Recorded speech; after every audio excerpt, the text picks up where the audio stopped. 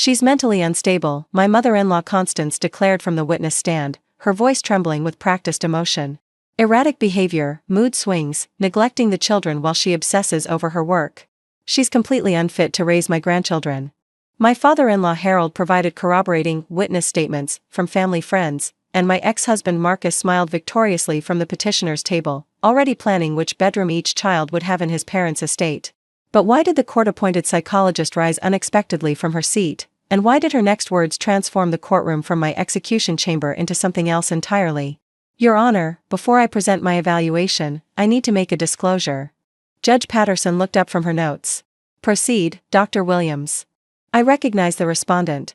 "She's Dr. Elena Petrova, the forensic psychologist who trained me during my residency at Johns Hopkins." Dr. Williams turned toward me with an expression of barely suppressed admiration. "She literally wrote the textbook we use for competency evaluations in family court proceedings.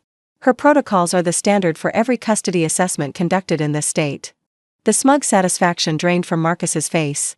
"More importantly, Your Honor, I need to report what I discovered about the petitioners during my investigation. The evidence of parental unfitness exists, but it points in a direction this court hasn't anticipated." Constance gripped the witness stand railing. "What evidence?" "We're the ones filing the petition." "Yes, ma'am.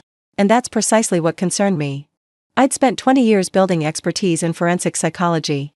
My specialty was custody evaluations, the delicate, crucial work of assessing which parent could best serve a child's needs after divorce.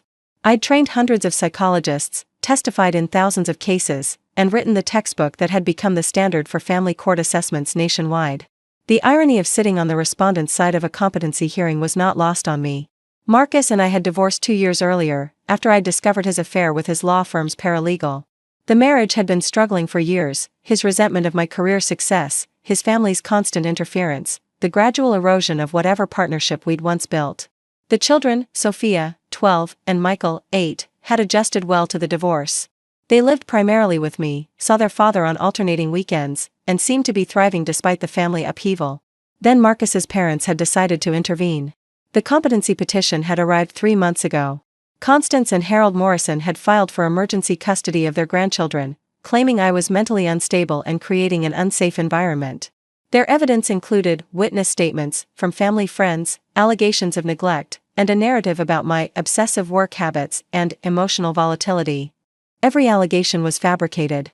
But fabricated allegations, presented convincingly, could destroy lives in family court.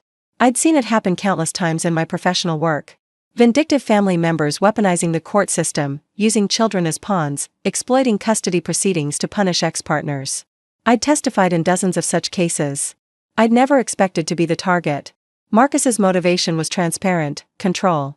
He'd lost the divorce, lost the house, lost the social standing that came with being married to a prominent professional.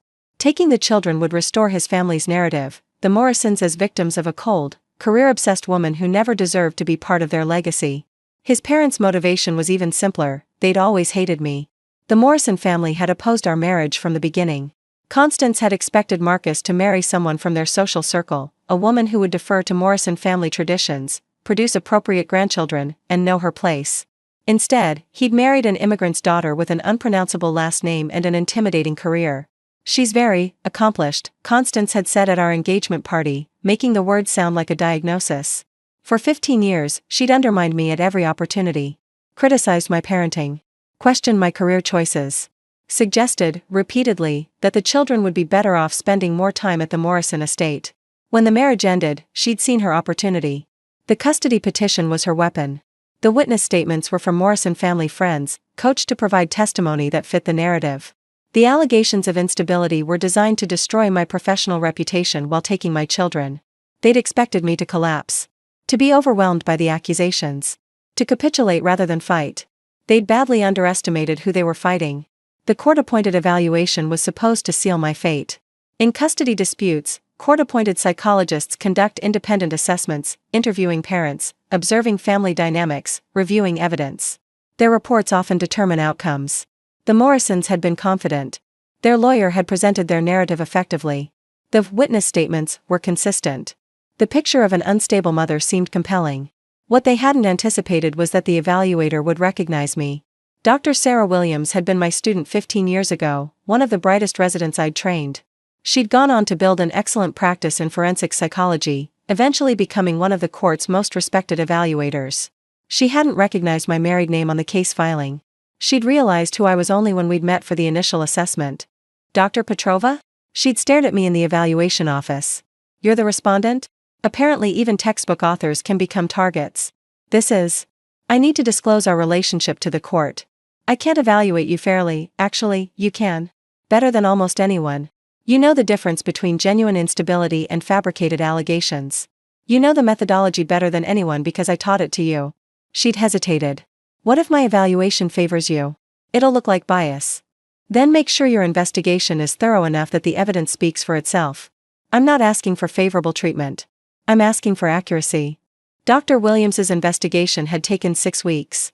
She'd interviewed me, Marcus, both children, both grandparents, teachers, neighbors, and everyone who'd provided witness statements for the petition. She'd reviewed documentation, observed family interactions, and applied the exact methodology I'd developed for competency assessments. What she'd found had transformed the case. Your Honor, she continued in the courtroom, the petition alleges that Dr. Petrova is mentally unstable and unfit for custody. My evaluation found no evidence supporting these claims. Her psychological profile is consistent with a high-functioning professional managing the normal stresses of single parenthood. She's covering for her mentor, Marcus's lawyer interjected. There's obvious bias. Counselor, I disclosed my relationship with Dr. Petrova to the court precisely because I anticipated this accusation. My findings are documented with the same rigor I apply to every evaluation. Dr. Williams opened her report. What I did find, however, was deeply concerning. The courtroom went quiet. The witness statements provided by the petitioners contained significant inconsistencies. Several witnesses, when interviewed individually, contradicted their written statements. 2 admitted they'd been coached by Mrs. Morrison on what to say. Constance's face went pale. More concerning, I discovered evidence of what's known as parental alienation being conducted by the grandparents, systematic attempts to damage the children's relationship with their mother through manipulation and false narratives. The evidence Dr. Williams presented was devastating. During her interviews with Sophia and Michael, both children had revealed disturbing patterns. During visits to the Morrison estate, their grandparents had told them their mother was sick, that she didn't really love them, that she cared more about her career than about them. Grandma says Mom is going to go crazy and hurt us, Sophia had reported. She says we should come live with them so we'll be safe. Grandpa told me Mom might have to go to a hospital for crazy people, Michael had added. He said that's why they're trying to help us. The children had been confused, frightened, and manipulated, not by me, but by the grandparents claiming to protect them. These statements constitute documented evidence of deliberate psychological manipulation of minor children, Dr. Williams stated. The petitioners have been actively working to damage the children's relationship with their mother while simultaneously claiming she poses a danger to them. That's not true. Constance shouted. We were trying to prepare them for the reality. Mrs. Morrison, you told an 8-year-old that his mother might be institutionalized. There was no basis for that statement. It was calculated to create fear and dependency. Dr. Williams turned back to the judge. Your Honor, I recommend not only that this petition be dismissed, but that the court consider whether the grandparents' visitation should be restricted pending family counseling. Marcus tried to salvage the situation. Your Honor, my parents were genuinely concerned. Their methods may have been misguided, but their intentions were to take custody of children by any means necessary, Dr. Williams interrupted. Including fabricating evidence, coaching witnesses, and psychologically manipulating their own grandchildren. You don't know what you're talking about. Mr. Morrison, I've evaluated hundreds of custody cases. I know exactly what manufactured allegations look like. I know the patterns of grandparent overreach. I know the damage that parental alienation causes to children. She paused. I know these things because Dr. Petrova taught them to me. Because she literally wrote the book on identifying exactly what your family has done. The irony landed with visible impact. They'd filed a competency petition against the person who'd written the competency evaluation standards. They'd tried to use the family court system against the expert who'd helped design that system. They'd manufactured evidence against someone who'd spent her career identifying manufactured evidence. Judge Patterson removed her glasses. This is the most extraordinary case of petitioner misconduct I've encountered in 20 years on the bench. The ruling was comprehensive. The custody petition was not just dismissed, it was sanctioned. The judge found that the Morrison family had filed in bad faith, using fabricated evidence to pursue custody they had no legitimate claim to. Marcus lost his alternating weekend visitation. The psychological damage his parents had inflicted on the children during those visits warranted supervised contact only, pending family therapy to repair the relationships they'd corrupted. Constance and Harold were barred from unsupervised contact with Sophia and Michael. Their deliberate psychological manipulation was documented in court records that would follow them if they ever attempted another custody action. Dr. Petrova, Judge Patterson addressed me directly. I apologize that you were subjected to this process. The court system you've dedicated your career to serving failed to protect you from weaponized litigation. The system worked, Your Honor. The truth emerged. The truth emerged because the evaluator happened to recognize you and conducted an unusually thorough investigation. Not every parent facing fabricated allegations is so fortunate. No, they're not. Perhaps that's something the system should address. The aftermath was complicated.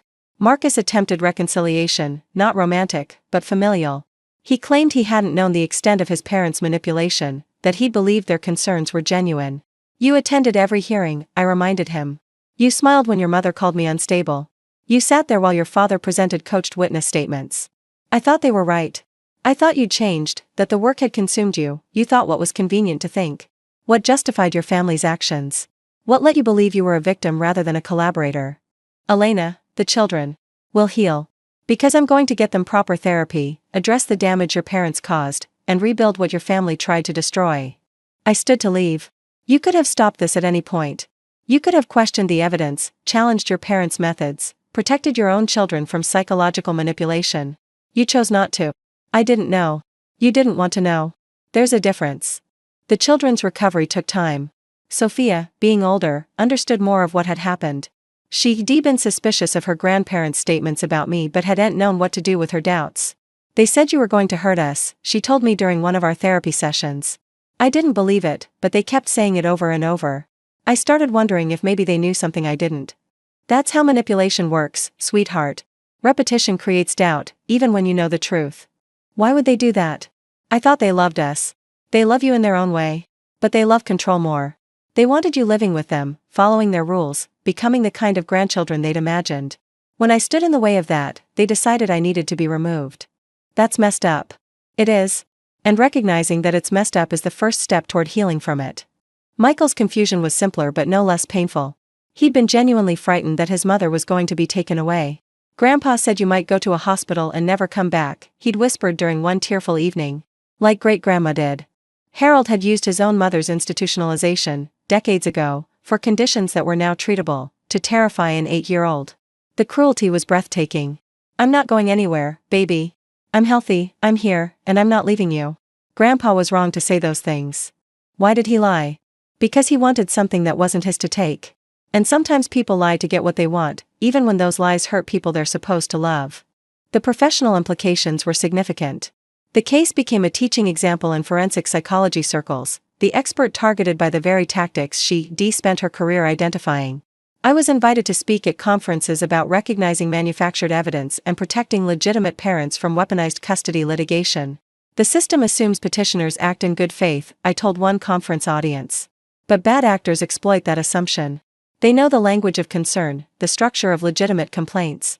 They weaponize our protective instincts against the parents we're trying to protect. What's the solution? Better training for evaluators. Mandatory investigation of witness statements. Penalties for documented bad faith filings that actually deter future misconduct. I paused. And perhaps requiring that petitioners undergo the same scrutiny as respondents. If you're going to accuse someone of parental unfitness, you should be prepared to demonstrate your own fitness as well. The Morrison case was cited in subsequent legal proceedings as an example of grandparent overreach and custody petition abuse. Some small good came from the damage they'd attempted. Constance and Harold never accepted responsibility. They maintained they'd been acting out of genuine concern, that their methods had been misunderstood, that the court had been biased against them. They hired lawyers to attempt appeals, all of which failed. They gave interviews to sympathetic media outlets, positioning themselves as grandparents denied access to beloved grandchildren. The documentation told a different story. The coached witnesses. The deliberate psychological manipulation. The fabricated evidence designed to destroy a mother's reputation and steal her children. Marcus eventually acknowledged what his parents had done, not to me, but to a therapist, during the family counseling sessions the court had mandated. I knew something was wrong with their approach, he reportedly admitted. But they were so certain, so convinced they were right. I wanted to believe them because it was easier than challenging them. And now? Now I've lost my visitation. My children are afraid of my parents. My relationship with them is supervised by court officers. He'd paused. I should have spoken up. Yes. He should have. The children are thriving now. 3 years after the custody battle, Sophia is 15 and Michael is 11. They see their father monthly, in supervised settings that gradually became less formal as he demonstrated genuine change. They no longer see their grandparents at all, their choice, supported by their therapists. I don't trust them, Sophia explained when asked about resuming contact. They lied to me, tried to make me afraid of my own mother. How could I trust anything they say now? People can change, I offered. Maybe. But they haven't apologized. They still think they were right. She shook her head. I'll consider contact when they admit what they did. Not before. Wise beyond her years. The damage had created unexpected growth. I returned to my professional work with renewed purpose. The case had shown me vulnerabilities in the system I'd helped build, ways that bad actors could exploit custody proceedings to harm children while claiming to protect them. I revised my textbook, adding chapters on manufactured evidence and grandparent alienation tactics. You're using your own case as a teaching example, a colleague asked. Why not? It illustrates everything I've spent my career warning about. The weaponization of protective systems. The manipulation of children as pawns. The assumption that people filing custody petitions must have legitimate concerns. Doesn't it bother you? Having your personal trauma become professional material? It bothers me more that other parents face the same tactics without the professional background to recognize what's happening. If my experience helps protect future families, then some good comes from what the Morrisons tried to do. The irony was complete. They tried to destroy my professional credibility by claiming I was mentally unstable. Instead, they'd become case study examples of exactly the behavior my professional work was designed to identify. The textbook author became the case study. And the case study proved that the textbook was right all along. They demanded a competency hearing expecting to take my children. They filed fabricated evidence, coached witnesses, and manipulated their own grandchildren. They thought they were dealing with an ordinary mother, overwhelmed and defenseless. Instead, they were dealing with the forensic psychologist who had written the evaluation standards. The court-appointed psychologist wasn't just fair, she was my former student, trained in the exact methodology her mentors had designed to identify manufactured allegations. They thought they'd found a weapon. Instead, they found a mirror. Every tactic they used was documented in textbooks I'd written. Every manipulation was cataloged in protocols I'd developed. They tried to destroy me using a system I'd helped build. The system worked exactly as I'd designed it, protecting children from adults who would use them as weapons, and exposing the petitioners who claimed to be protectors but were actually predators. They wanted my children. Instead, they got sanctioned, restricted, and documented for exactly what they were,